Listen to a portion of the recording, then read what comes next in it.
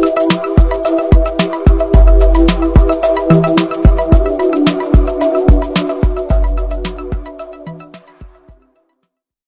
11वें comrade Annabhau Sathe का राज्य स्तरीय जो कार्यक्रम रखा है सर आपने, तो इसमें परिसंवाद है सर, तो साहित्य के बारे में क्या क्या चर्चा हुई सर, आपको दर्शकों को विस्तार से बताइए। कॉमरेड अन्नाभाऊ साठे साहित्य सम्मेलन 2 दिनों से यहाँ चल रहा है। कल 3 तारीख से इसका आगाज़ हुआ और उर्दू के बड़े शायर और गीतकार हसन कमाल जी के कर कमलों इसका उद्घाटन हुआ।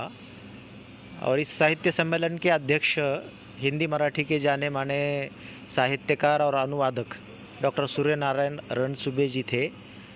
और पंजाब और हरियाणा साहित्य अकादमी के अध्यक्ष और प्रगतिशील लेखक संघ के सरचिटनीस सुखदेव सिंह सिरसा इस कार्यक्रम में प्रमुख अतिथि के रूप में उपस्थित थे।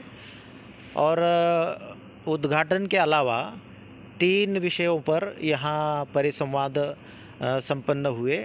उसमें एक परिसंवाद ये था कि साहित्य को आंदोलनों की ज़रूरत है।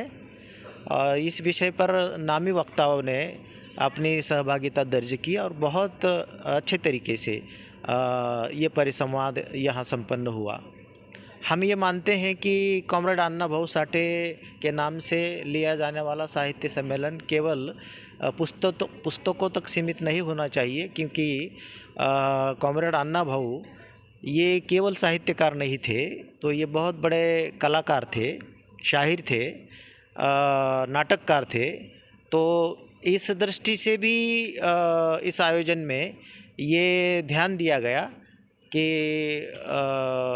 इसमें चर्चा के अलावा नाटक भी खेला गया कामगार चौक के नाम से, और बहुत बढ़िया ढंग से उसका प्रस्तुतिकरण यहाँ संपन्न हुआ। उसके उपरांत कॉमरेड अन्नाभाऊ शाहिर थे, तो शाहिरी जलसा यहाँ संपन्न हुआ। और मुंबई के बहुत बड़े कलाकार जो गीतकार के रूप में जाने जाते हैं, शायर के रूप में जाने जाते हैं, गणेश चंदन सिवे इस कार्यक्रम के लिए उपस्थित थे। धम्मा खड़से एक शायर उपस्थित थे, वसुधा कल्याणकर, अमरजीत बाहेती। इन लोगों ने इस रात्रि को बहुत बढ़िया ढंग से क्रांति गीतों से सजाया।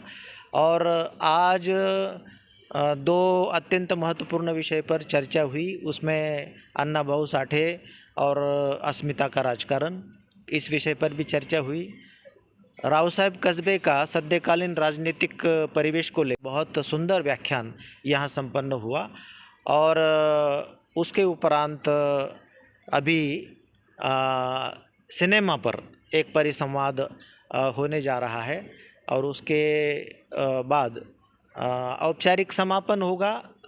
और उसके बाद भी सम्मेलन समाप्त नहीं होगा, क्योंकि एक बहुभाषिक कवि सम्मेलन उसके उपरांत भी जारी रहने वाला है।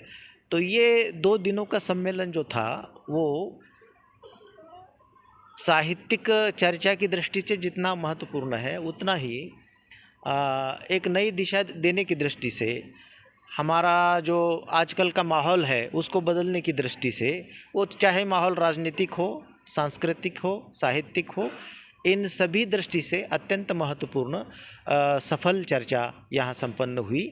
और हम इस आयोजन को लेकर संतुष्ट हैं। सर साहित्य मराठी ज़बान दूसरी भाषाओं में भी होती है जी, और नौजवान पीढ़ी जो है तो आज पढ़ने लिखने से दूर हो गई, खास करके किताबों से दूर हो गई जी। तो उन युवा पीढ़ी को क्या संदेश देना चाहेंगे सर आप? ये सम्मेलन ही एक संदेश था कि बच्चों को नए विषयों को लेकर जागृत होना चाहिए। अपने आजू बाजू की जो परिस्थिति है उसको भी समझने की उनको ज़रूरत है, क्योंकि वे देश के युवा हैं, कल के नागरिक हैं। और वे यदि सजग नहीं होंगे तो फिर ये देश के जो सूत्र है वो संभालेगा कौन।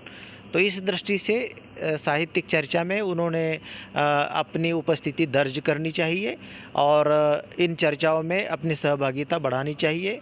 लेखन और पठन वाचन की ओर ध्यान केंद्रित करना चाहिए, तभी हमारा भविष्य उज्जवल हो सकता है।